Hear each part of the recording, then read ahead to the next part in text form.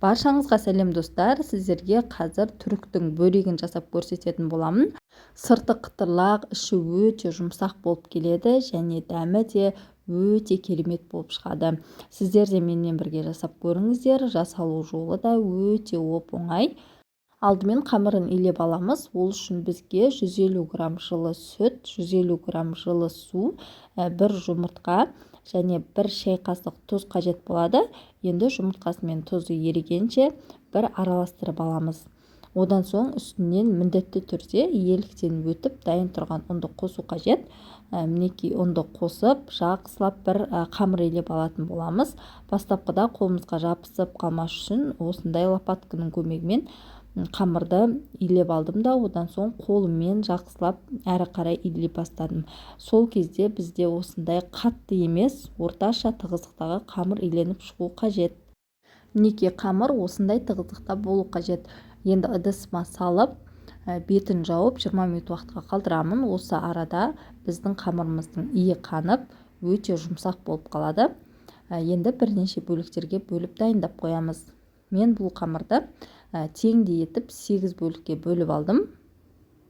Енді әрбір бөлінген бөлікті бір илеп қолмен дөңгелек етіп суала жасап аламыз. Міне әрбір қамырдың көлемі осындай болып шықты.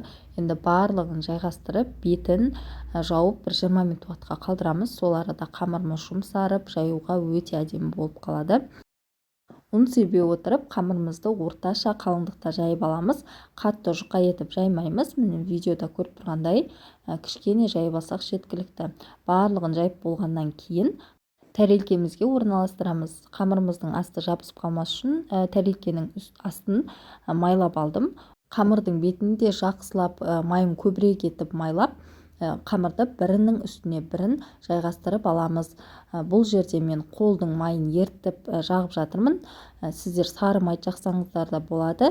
Ең бастысы майларыңыз сапалы болу қажет. Бұл жерде маргарин жарамайды.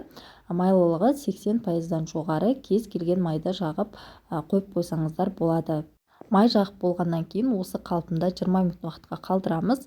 Осы арада ішіне салатын салмасын дайындаймыз. Табамызды қыздырып, бір ас қасық май құйып, оның үстінен тартылған етті салып, жақсылап осылай қызартып қуырып аламыз. 5 минуттан кейін үстінен пиязды қосып, екеуін бірге қуырамыз. Мен бұл жерде үлкен бір бас пиязды ұсақтап турап қостым. Барлығын қуырып болғаннан кейін дәміне қарай түрлі өздеріңізге ұнаған дәмдеуіштерді қоса берсеңіздер болады.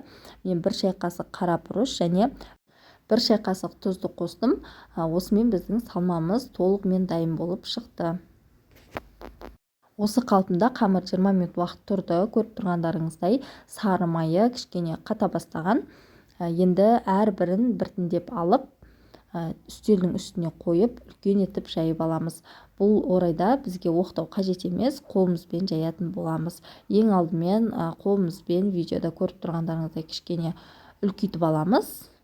Одан соң қолымызбен тарта отырып, жұп-жұқа қамыр жайып шығаратын боламыз. Міне видеода көріп тұрғандарыңыздай, қамырдың шет-шетін тартсақ болғаны өзі жұқа етіп жайыла бастайды. Қамырымыз кішкене жыртылса ештеңе етпейді. Бастысы жұп-жұқа болып жайылу керек.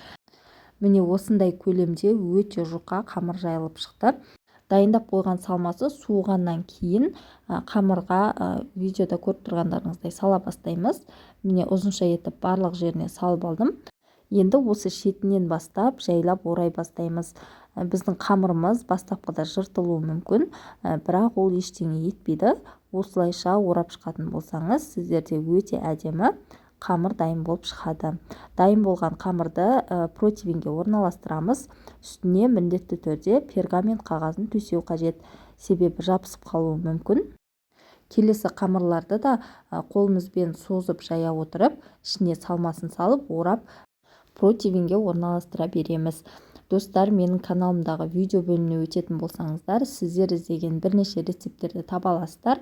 Және сіз менің каналыма тіркелмей жаңадан қарап отырған көрермен болсаңыз, подписаться батырмасын басып, каналыма тіркеліп алуды ұмытпаңыз.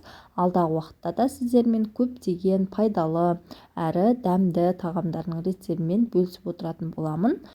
Менің каналымды жоғалтып алмас үшін подписаться батырмасын басып, каналыма тіркеліп алуды ұмытпаңыз.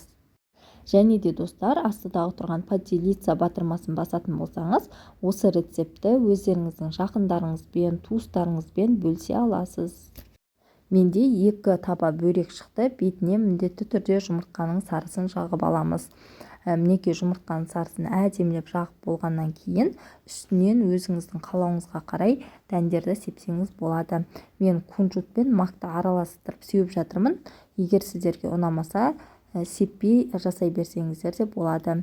Мінекей енді қызып тұрған пешке салып жарты сағат пісіріп аламыз. Бізде осындай сап-сары өте әдемі бөрек дайын болып шығады. Достар, сіздер де осы рецептпен жасап көріңіздер. Сырты қытырлақ, іші өте жұп-жұмсақ болып шығады. Дәмін енді сөзбен айтып жеткізу мүмкін емес достар. Сіздер де бір рет болсын жасап көріңіздер. Сіздерге міндетті түрде ұнайтын болады. Видео ұнаса лайк басып, каналыма тіркеліп алуды ұмытпаңыз.